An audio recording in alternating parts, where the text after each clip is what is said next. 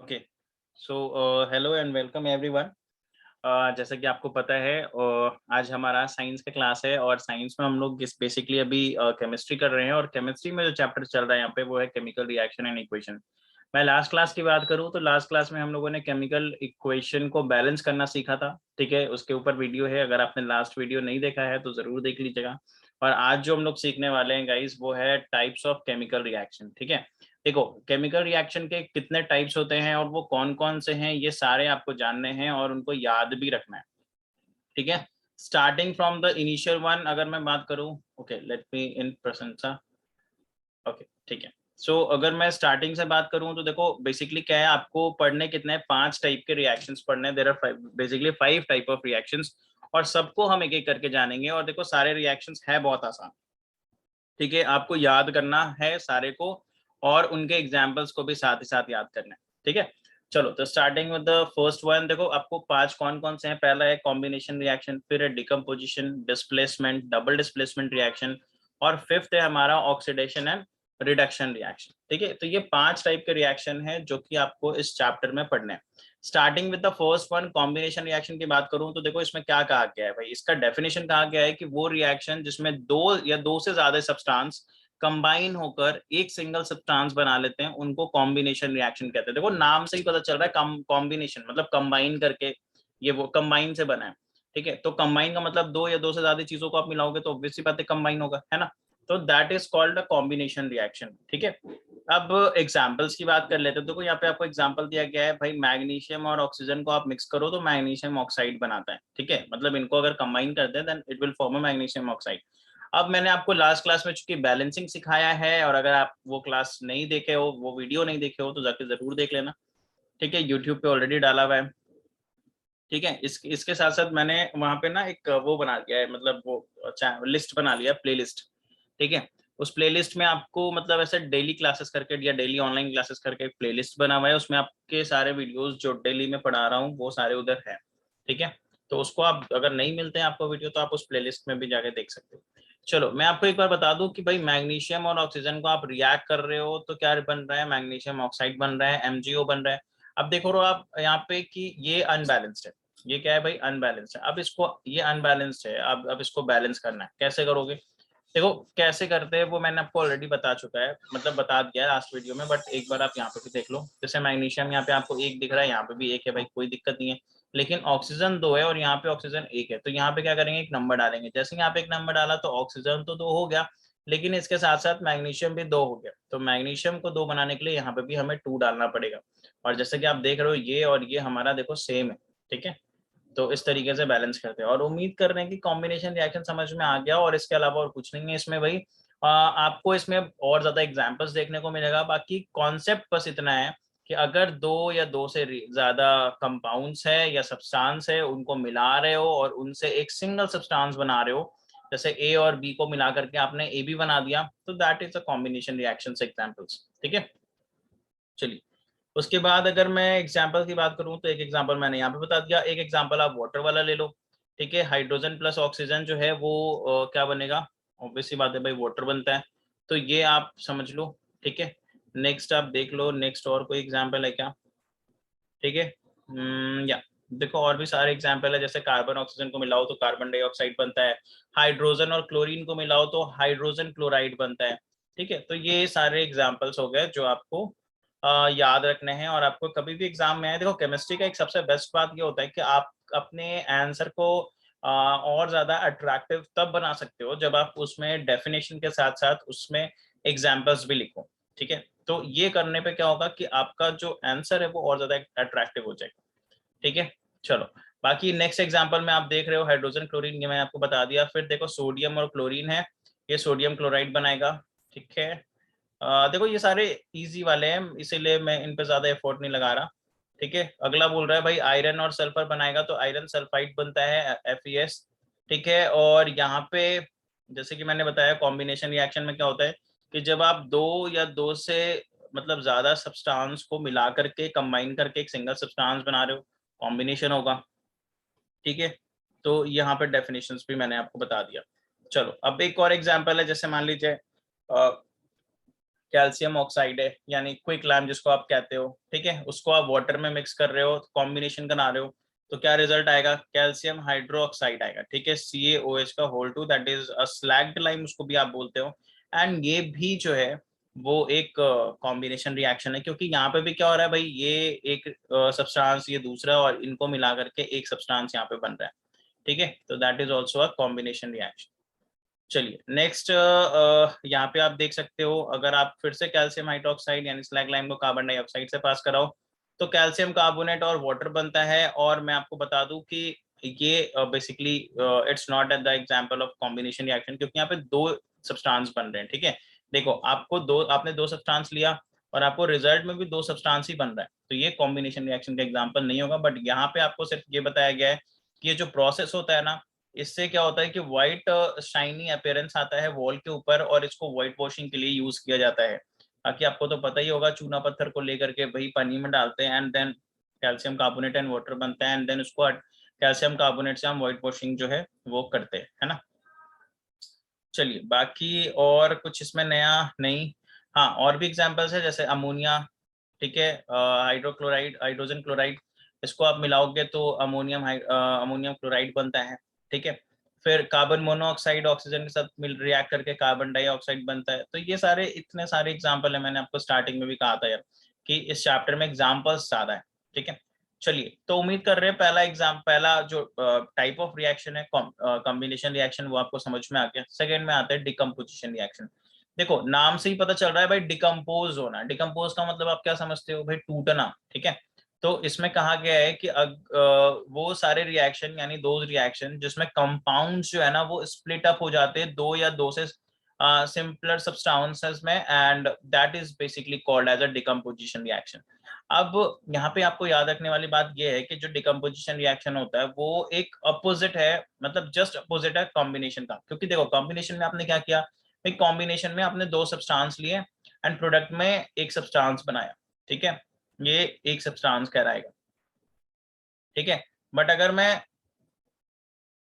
मैं ये कहूं कि डिकम्पोजिशन में क्या होता है, तो डिकम्पोजिशन में आप एक सब्सटेंस लेते हो, इसको तोड़ते हो और दो अलग अलग सब्सटेंस या दो से ज्यादा सब्सटेंस बनाते हो, तो that is called a decomposition reaction, ठीक है। और ये कॉम्बिनेशन का उल्टा है, ये भी आपको पता चल गया होगा, ठीक है। बाकी एग्जाम्पल में आप ये देख लो, आप कैल्शियम कार्बोनेट, कैल्शियम ऑक्साइड और कार्बन डाइऑक्साइड, ठीक है, ये सारे एग्जाम्पल हैं। देखो एग्जाम्पल तो आपको खुद याद करने हैं, इसमें आपकी कोई मदद नहीं कर सकता, ठीक है। बाकी हाँ, अगर कोई चीज नहीं समझ में आ रहा है, कोई टॉपिक नहीं समझ में आ रहा है, वो आप मेरे से पूछ लो, कमेंट बॉक्स में लिख लो, ठीक है। नेक्स्ट यहाँ पे है थर्मल डिकम्पोजिशन। अब देख थर्मल डिकम्पोजिशन क्या होता है, कहता है कि भाई वो सारे डिकम्पोजिशन रिएक्शन यानी वो सारे रिएक्शन जिसमें एक सब्सटेंस दो या दो से ज्यादा सब्सटेंस में टूटता है और टूटने के साथ साथ उसमें हीट भी बेसिकली प्रोड्यूस होता है, ठीक है, तो वो होता है या ठीक है, उस टाइप के रिएक्शन को हम क्या कहते हैं, थर्मल डिकम्पोजिशन कहते हैं। यानी जहां पे देखो थर्मल वर्ड जो है ना वो हर जगह पे आएगा, हर वो उस जगह पे आएगा जहां पे हीट वर्ड या हीट की बात आई, ठीक है। तो अगर अगर हमें किसी भी रिएक्शन को कराने में हीट देना है या हीट इवॉल्व हो रहा है, ठीक है, वो सारे थर्मल डिकम्पोजिशन में आएंगे।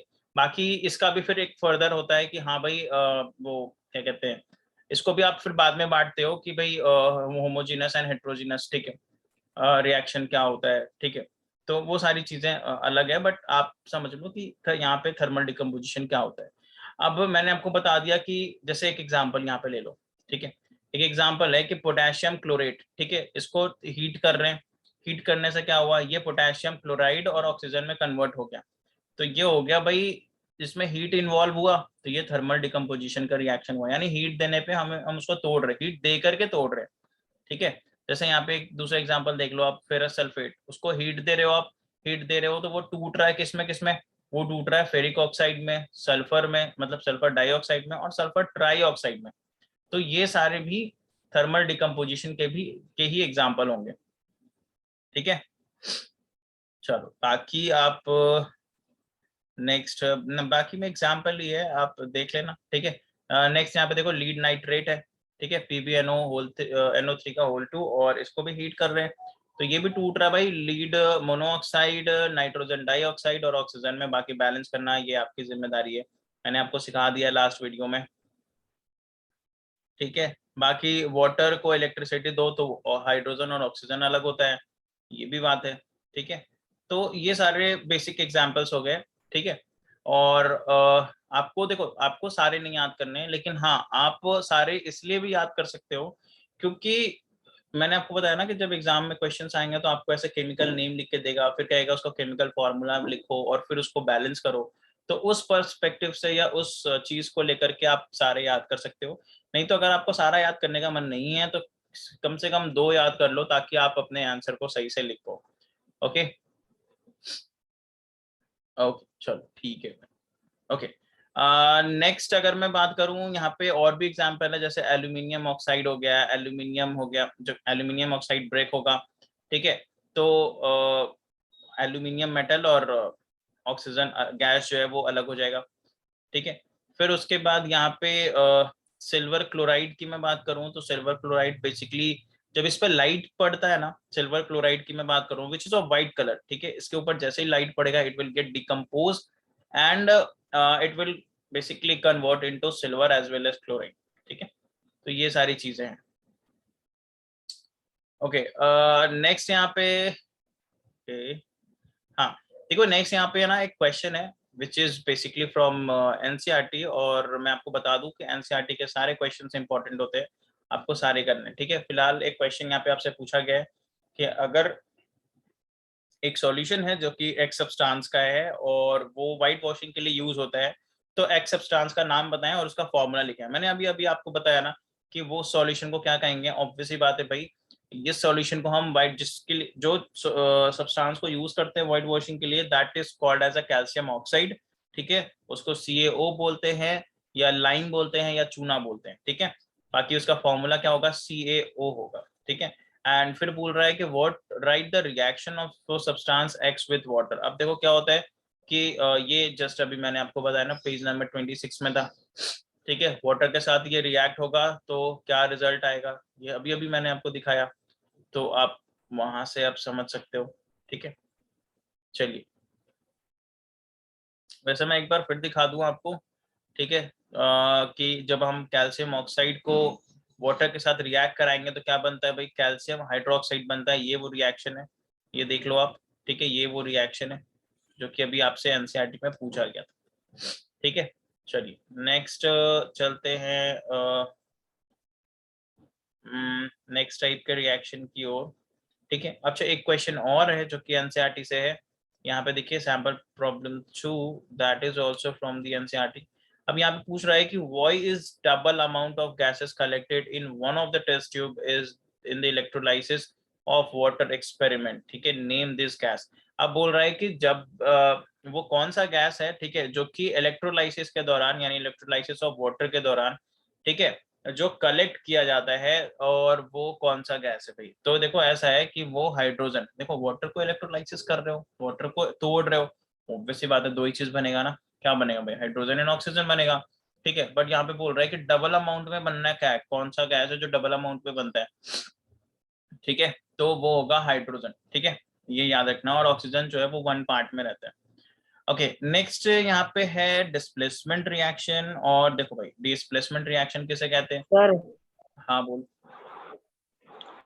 सर डिकम्पोजिशन का 5 पार्ट होता है सर, आप एक ही टाइप बताए हैं। अच्छा वो सारे डिटेल्स आपको अब भी नहीं पढ़ने हैं, ठीक है शुभम, अगर एनसीईआरटी में है तो फिर बताओ, मैं बता देता हूँ, अगर नहीं है तो फिर इसमें तो थर्मल डिकम्पोजिशन ही है, ठीक है। अगर आगे आता है तो मैं आपको बता दूंगा, डोंट वरी, ठीक है। चलो नेक्स्ट हम बात करते हैं डिस्प्लेसमेंट रिएक्शन के बारे में। देखो डिस्प्लेसमेंट क्या होता है, डिस्प्लेसमेंट का मतलब है भाई, आपको नाम से ही पता चल रहा है, डिस्प्लेस कर देना, मतलब एक को दूसरे मतलब अपने पोजीशन से हट जाना, ठीक है, उसको कहते हैं डिस्प्लेसमेंट। सो कहा गया है कि एक वैसे रिएक्शंस, ठीक है, वैसे रिएक्शंस, ठीक है ना, वैसे रिएक्शन जिसमें एक एलिमेंट क्या हो भाई, वो दूसरा एलिमेंट उसको डिस्प्लेस कर देते हैं, या एक एलिमेंट का जो कंपाउंड, मतलब एक एलिमेंट जो है वो दूसरे एलिमेंट के साथ चला जाता है, that is known as the displacement reaction, ठीक है। तो इसको कहते हैं डिस्प्लेसमेंट। आप एग्जांपल से समझ लो, वो आपको ज्यादा समझ में आ जाएगा। जैसे एग्जांपल के तौर पे आप ये समझ लो कि जैसे कॉपर सल्फेट है, ठीक है, CuSO4, ठीक है, ये रिएक्ट हो रहा है जिंक के साथ। अभी देखो जिंक का चक्कर क्या है कि जिंक ना मोर रिएक्टिव है as compare to the copper.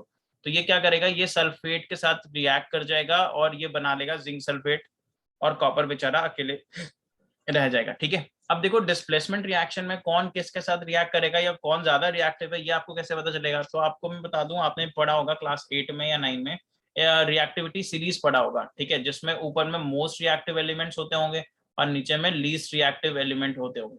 ठीक है, तो वहां पे आप देखना, वहां पे पोटेशियम, सोडियम, इस तरह से, ठीक है, ठीक है ना, इस तरीके से पोटेशियम, सोडियम, बेरियम, इस तरीके से सारे एलिमेंट्स होंगे।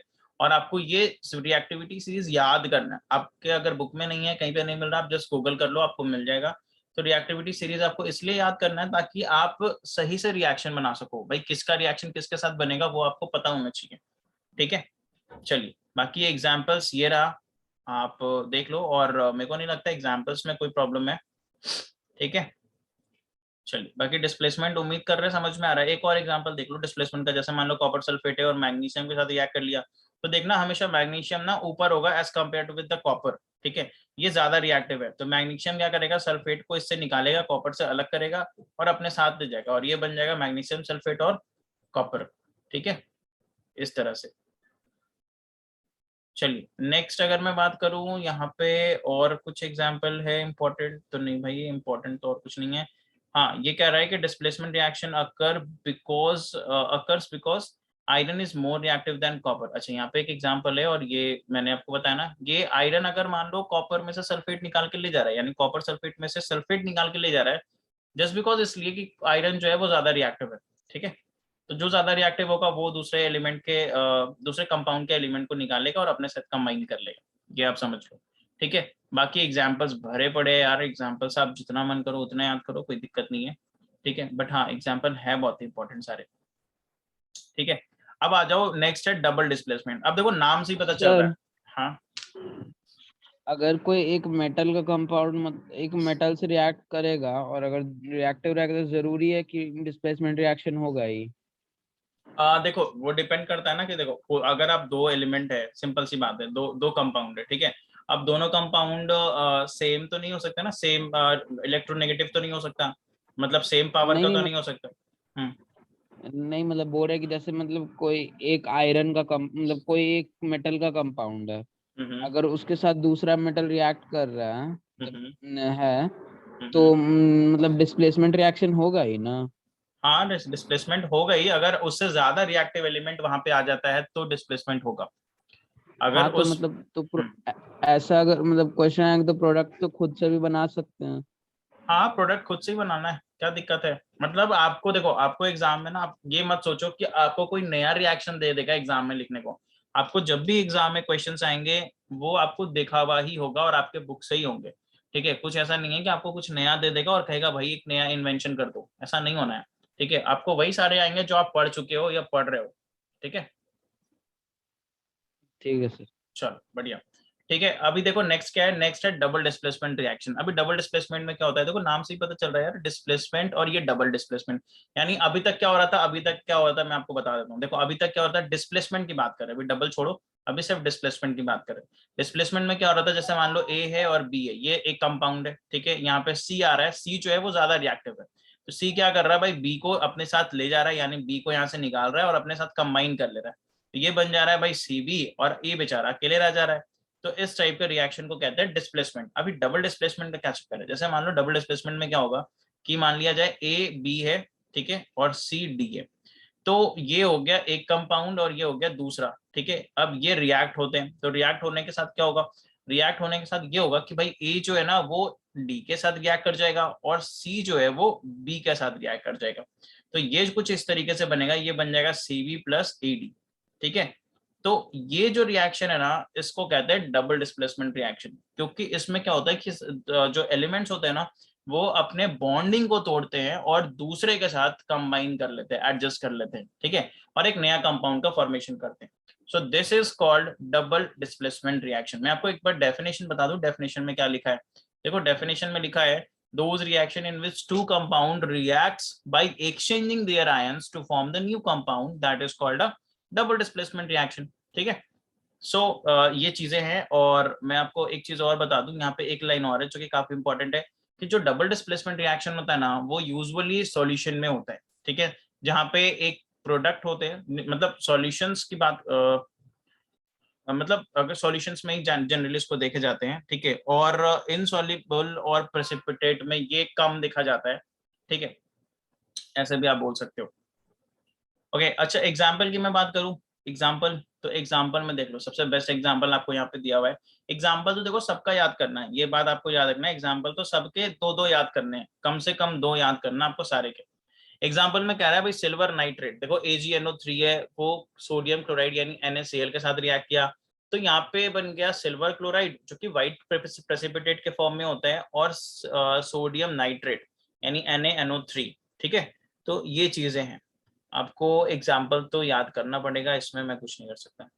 बाकी आप देख सकते हो। अच्छा हाँ, ये याद रखना कि आयंस यहाँ पे एक्सचेंज हो रहा है, यानी हमेशा पॉजिटिव निगेटिव वाले के साथ जाएगा और निगेटिव पॉजिटिव वाले के, यानी कि यहाँ पे अपोजिट चार्जेस एक दूसरे को अट्रैक्ट करेंगे, ठीक है। तो इसके लिए आपको क्या करना पड़ेगा, इसके लिए आपको आयनिक वैल्यू सबके याद होनी चाहिए। अब देखो आप कहोगे सर इतना सारा है कितना याद करें, तो मैंने आपको बोला ना, आपके बुक में जितना है सिर्फ आप उतना याद करो, बाकी को छोड़ो, है तो बहुत सारा, बट आप अपने बुक का सिर्फ याद कर लो, एनसीईआरटी से याद कर लो, दैट इज एनफ, ठीक है। अब एग्जांपल एक और है भाई, barium chloride react with sodium sulphate, ठीक है, it will form barium sulphate and the sodium chloride, तो that is also one of the example of the double displacement reaction, ठीक है। ओके, नेक्स्ट यहाँ पे देखो एक लाइन क्या लिखा हुआ है, कहता है कि भाई अच्छा यहाँ पे ना एक प्रेसिपिटेशन रिएक्शन का डेफिनेशन लिखा हुआ है।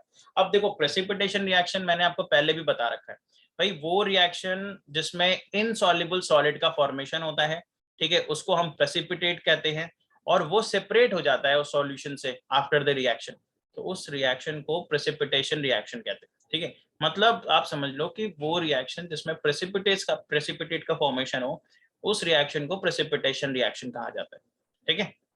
चलिए ये हो गया, नेक्स्ट क्वेश्चंस है ये आप देख लेना, और ये कुछ एनसीईआरटी के क्वेश्चंस है। अब देखो एग्जाम में मैंने बोला ना कि एग्जाम में आपको बैलेंसिंग करने आएगा, और वो किस तरीके से आएगा आप सोच रहे होगे, देखो एनसीईआरटी में ये दिया हुआ भी है, क्या लिखा हुआ है, जैसे देखो यहाँ पे लिखा है बेरियम क्लोराइड, यहाँ पे लिखा हुआ है पोटेशियम सल्फेट, यहाँ पे लिखा है बेरियम सल्फेट, और यहाँ पे पोटेशियम क्लोराइड। भाई इनको आप केमिकल फॉर्मूला में भी लिखो और इनको बैलेंस भी करो, तो ये सारी चीजें तो आपको याद होनी चाहिए भाई, BaCl2 होगा, K2SO4 होगा, BaSO4 होगा और KCl होगा, एंड देन आपको इसको बैलेंस भी करना है। तो ये मैं आप लोग के लिए एज अ होमवर्क दे रहा हूँ, ठीक है।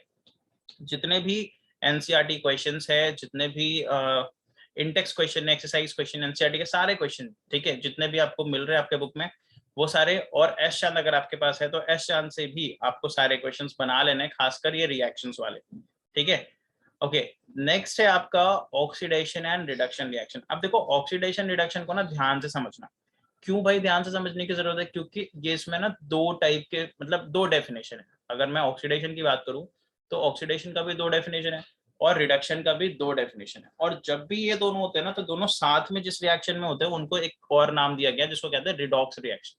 यानी रिडॉक्स रिएक्शन वो रिएक्शन है जिसमें ऑक्सीडेशन भी होता है, रिडक्शन भी होता है, ठीक है, और साथ में होते हैं, ठीक है। वो मैं आपको बताऊंगा कहाँ पे कैसे क्या होता है, बट आप पहले ये जान कि ऑक्सीडेशन रिडक्शन का डेफिनेशन जो है वो आप पहले जान लो। देखो ऑक्सीडेशन किसे कहते हैं भाई, अगर आप किसी भी सब्सटेंस में, ध्यान से समझना क्या है, ठीक है, पहला डेफिनेशन है, अगर आप किसी भी सब्सटेंस में ऑक्सीजन ऐड करते हो, ठीक है, तो उस रिएक्शन को ऑक्सीडेशन रिएक्शन कहेंगे। यानी उस रिएक्शन में, मतलब अगर किसी भी रिएक्शन में ऑक्सीजन ऐड हो रहा है तो उस रिएक्शन को ऑक्सीडेशन कहेंगे या ऑक्सीडेशन रिएक्शन कहेंगे। ओके, ऑक्सीडेशन का एक और डेफिनेशन है कि अगर किसी भी सब्सटेंस में से हाइड्रोजन रिमूव हो रहा है तो भी वो ऑक्सीडेशन ही कहलाएगा, ठीक है। याद रखना मैंने आपको दो डेफिनेशन बताया, किसका, ऑक्सीडेशन का।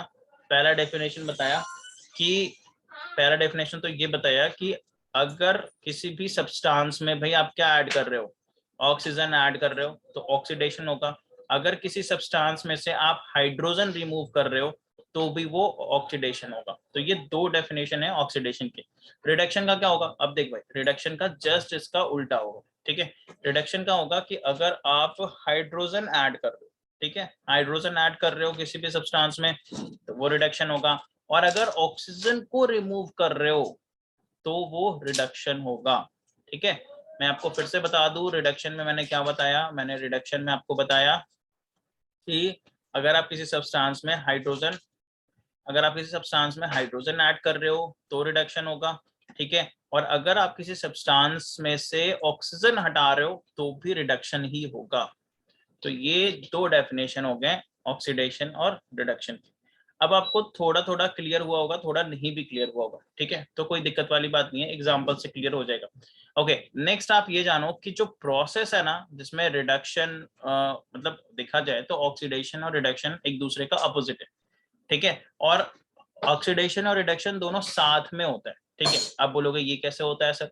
देखो एक चीज बताओ, अगर आप किसी सब्सटेंस में से ऑक्सीजन हटा रहे हो, ठीक है, मेरी बात ध्यान से समझना, ऑक्सीजन हटा रहे हो, तो ऑक्सीजन हटा रहे हो क्या होगा भाई? कहोगे सर ऑक्सीजन हट रहा है ना इसमें, तो ये हो गया रिडक्शन। ठीक है, ये रिडक्शन हो गया। अच्छा, ये ऑक्सीजन जो हटा है ये कहीं ना कहीं जाके तो ऐड होगा ना, कहीं ना कहीं जाके ये ऐड होगा। तो भाई जहां जाके ये ऐड होगा वहां पे तो ऑक्सीडेशन होगा, और यहाँ पे आप रिडक्शन करा रहे हो, तो ये दोनों साथ में होते हैं। ठीक है, और दोनों एक दूसरे का अपोजिट है। अब जो नेक्स्ट यहाँ पे टर्म है वो है ऑक्सीडाइजिंग एजेंट और रिड्यूसिंग एजेंट। अब देखो इनके भी दो डेफिनेशन। ठीक है, इनके भी दो डेफिनेशन और इनको ध्यान से समझना। ठीक है, पहले मैं बात करता हूँ ऑक्सीडाइजिंग एजेंट के बारे में। ऑक्सीडाइजिंग एजेंट का क्या मतलब है भाई? वो सब्सटेंस जो ऑक्सीजन सप्लाई करे या ऑक्सीजन दे, ठीक है, उस ऑक्सीडेशन के लिए वो सब्सटेंस को हम या उस सब्सटेंस को हाँ, उस एजेंट को ऑक्सीडाइजिंग एजेंट कहेंगे। जैसे मैं कह रहा हूँ कि मान लिया जाए कि यहाँ पे ना एक सब्सटेंस है, ठीक है, इसके अंदर ऑक्सीजन भरा हुआ है। अब ये इस रिएक्शन में कूदा और ये अपना ऑक्सीजन किसी को दे दिया। ठीक है, तो ये ऑक्सीजन क्या कर रहा है? ये सप्लाई कर रहा है ना, ये ऑक्सीजन सप्लाई कर रहा है इसको। ठीक है, इस रिएक्शन में इस चीज को वो ऑक्सीजन सप्लाई कर रहा है। तो ये जो चीज होगा ना इसको कहेंगे ऑक्सीडाइजिंग एजेंट। क्या कहेंगे? Oxidising agent. यानी ऑक्सीडाइजिंग एजेंट वो होता है जो क्या करता है? ऑक्सीजन सप्लाई करता है ताकि ऑक्सीडेशन हो सके। ठीक है, ये एक एक डेफिनेशन हुआ। इसको और कैसे आप समझ सकते हो? दूसरा डेफिनेशन क्या है? दूसरा डेफिनेशन ये है कि भाई वो सब्सटेंस जो हाइड्रोजन को रिमूव करने में मदद करे। ठीक है, रिएक्शन में से हाइड्रोजन को रिमूव करने में जो सब्सटेंस मदद करता है या जिसकी वजह से होता है, उस सब्सटेंस को हम ऑक्सीडाइजिंग एजेंट कहते हैं। यानी अब आप ये समझ लो कि भाई ये एक सब्सटेंस है, ये इस रिएक्शन में उतरा और उतरते के साथ अगर ये किसी को ऑक्सीजन सप्लाई कर दिया तो ये ऑक्सीडाइजिंग एजेंट होगा। और अगर ये उतरा रिएक्शन में और उतरते के साथ ये किसी से हाइड्रोजन हटा दिया, मतलब किसी में हाइड्रोजन अटैच था और उसका हाइड्रोजन इसने हटा दिया, तो भी ये ऑक्सीडाइजिंग एजेंट ही कहलाएगा। ठीक है, ये दो डेफिनेशन हो गए। अब मैं बात करता हूँ रिड्यूसिंग एजेंट के बारे में। देखो रिड्यूसिंग एजेंट क्या होता है? रिड्यूसिंग एजेंट जस्ट उल्टा होगा ऑक्सीडाइजिंग एजेंट का। यानी ये सप्लाई क्या करेगा? हाइड्रोजन, और रिमूव क्या करेगा? ऑक्सीजन। ठीक है, तो ये होता है भाई रिड्यूसिंग एजेंट, इनको बोलते हैं। अब मैंने आपको बताया कि जहां पे या जिस भी रिएक्शन में ऑक्सीडेशन और रिडक्शन साथ में होता है, ऑब्वियसली बात है सारे में होंगे, तो उनको कहेंगे रिडॉक्स रिएक्शन। ठीक है, यहाँ पे रिडॉक्स, जो रिडॉक्स है ना, रेड का मतलब हो गया रिडक्शन और ऑक्स का मतलब हो गया ऑक्सीडेशन। ठीक है, तो ये आपको समझना है। चलो अब हमने ये जो आपको मैंने आपको जो भी चीजें बताई, ठीक है, उसको आप एग्जाम्पल से समझो। ठीक है, और एग्जाम्पल से समझोगे तो आपको जल्दी भी समझ में आ जाएगा कि कहाँ पे रिडक्शन हो रहा है, कहाँ पे ऑक्सीडेशन हो रहा है, किसे हम ऑक्सीडाइजिंग एजेंट बोलेंगे और किसे हम रिड्यूसिंग एजेंट बोलेंगे। ठीक है, अब मेरे को एक चीज बताओ, देखो रिएक्शन को ध्यान से देखना। रिएक्शन है भाई CuO प्लस H2 मिल करके बन रहा है Cu और H2। ठीक है, अब देखो ध्यान से समझना, ये CuO था, अब क्या हो गया? कहोगे सर अब तो Cu हो गया, यानी यहाँ पे क्या हुआ? रिमूवल ऑफ ऑक्सीजन हुआ है। कहोगे हाँ सर हुआ है रिमूवल ऑफ ऑक्सीजन। पहले कॉपर ऑक्साइड था, अभी सिर्फ कॉपर बचा है, यानी ऑक्सीजन तो हट गया यहाँ से। भाई ये ऑक्सीजन हट गया ना, हट गया मतलब क्या? रिडक्शन हुआ यहाँ पे। ठीक है भाई, पहले ये हाइड्रोजन था, अब ये वाटर बन चुका है, यानी इसमें ऑक्सीजन आया है। तो आया है मतलब एडिशन ऑफ ऑक्सीजन, और एडिशन ऑफ ऑक्सीजन का मतलब ऑक्सीडेशन। चलिए ये तो आपको समझ में आ गया कि कैसे हम रिडक्शन पहचाने और कहाँ कैसे हम ऑक्सीडेशन पहचाने। अब आप ये जानो कि इसमें ऑक्सीडाइजिंग एजेंट कौन है और रिड्यूसिंग एजेंट कौन है। मैंने आपको क्या बोला? मैंने आपको ये बोला कि जो भी रिएक्शन में ऑक्सीजन सप्लाई करेगा, भाई लेके कौन आया था रिएक्शन में ऑक्सीजन? भाई ये लेके आया था CuO जो है ना, वो कॉपर ऑक्साइड जो है ये ऑक्सीजन लेकर के आया था सप्लाई करने को, ठीक है। तो ये जो होगा ना यहाँ पे, ये होगा ऑक्सीडाइजिंग एजेंट। ये देखो आप, ये देख रहे हो आप, copper oxide is the oxidising agent, ठीक है।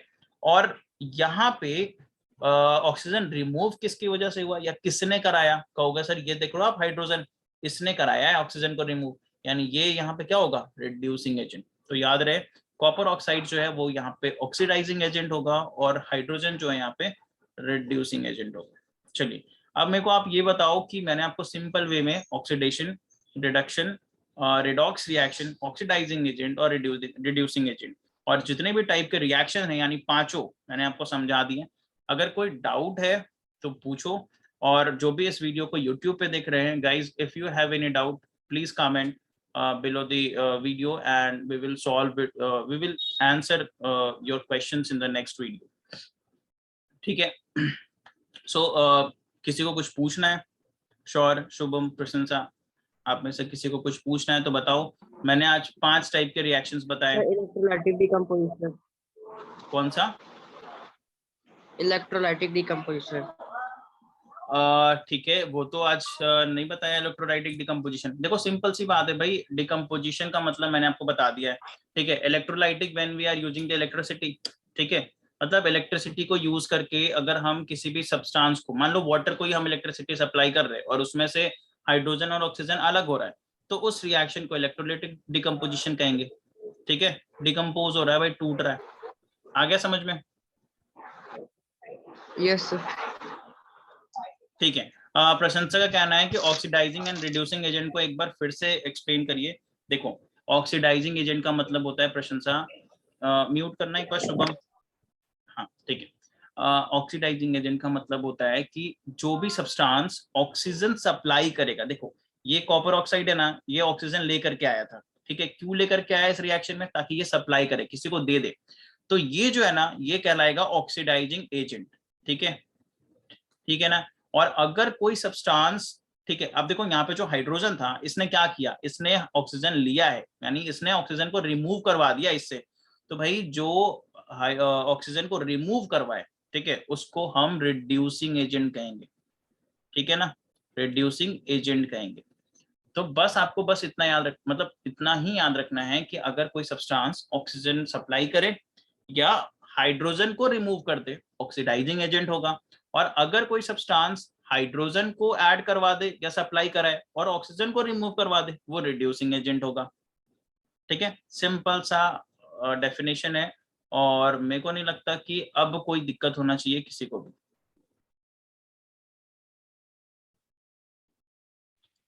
ठीक है।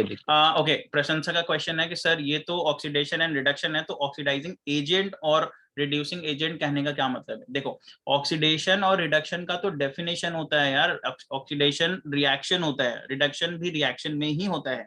मतलब आप समझ लो इस तरीके से कि ये जो रिएक्शन हुआ ना, इसमें देखो क्या हुआ, इसमें ये जो आप देख रहे हो इधर ऑक्सीजन लगा हुआ था और अब नहीं है, यानी यहाँ पे ऑक्सीजन रिमूव हुआ, रिडक्शन हो गया यहाँ पे, यानी इस जगह पे रिडक्शन हुआ। कॉपर ऑक्साइड से कॉपर बना, रिडक्शन हुआ।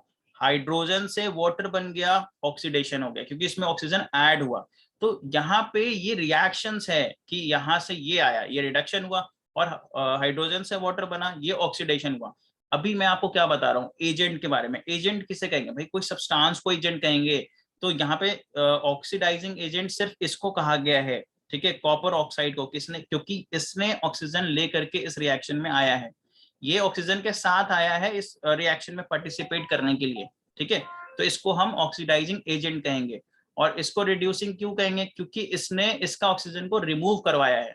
देखो, ऑक्सीडाइजिंग एजेंट, रिड्यूसिंग एजेंट किसी सब्सटेंस या किसी कंपाउंड को कहते हैं, ठीक है, किसी सब्सटेंस या किसी कंपाउंड को कहते हैं, और ना कि किसी पूरे रिएक्शन को कहते हैं। भाई रिएक्शन को रिडक्शन या ऑक्सीडेशन बोल सकते हो या रिडॉक्स बोल सकते हो, ठीक है।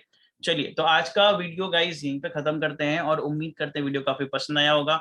सो प्लीज वीडियो को लाइक करते जाए, शेयर करते जाए, and if you are new to the channel please subscribe the channel, and if you are interested we have our numbers in the description box. Please make a call if you are interested in our online classes. Thank you so much guys. Have a nice day and take care. Sir